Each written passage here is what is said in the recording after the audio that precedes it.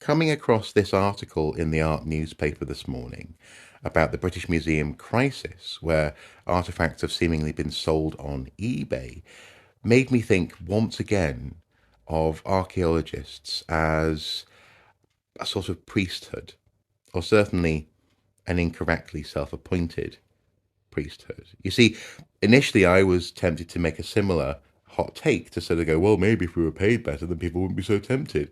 After all, we've seen crises in other places as well. The Portable Antiquities Scheme has one notable instance in particular of stuff that's likely been spirited away, possibly sold, allegedly, because pay and wages are so low and everyone's struggling and it's just too much of a temptation.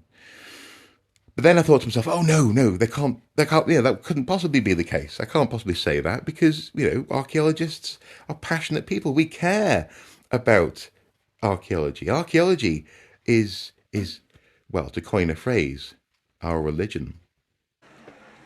You and I are very much alike. Archaeology is our religion. Yet we have both fallen from the pure faith. Our methods have not differed as much as you pretend. I am a shadowy reflection of you. It will take only a nudge to make you like me, to push you out of the light. Now you're getting nasty.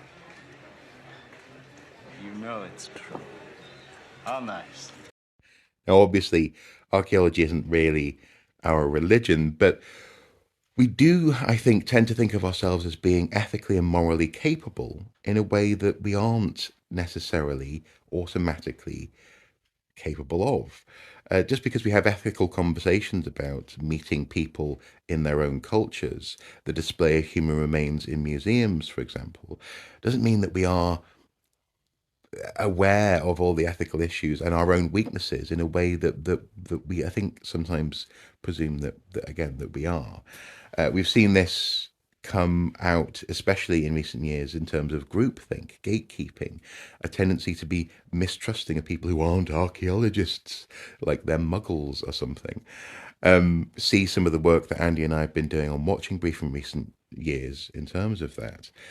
And I think this story really highlights that weakness, that tendency to think that somehow we are all doing archaeology for the same good, positive, humanistic, scientifically curious and pure, again, creeping religious language there, reasons. And we're not. It's a job, and we are vulnerable.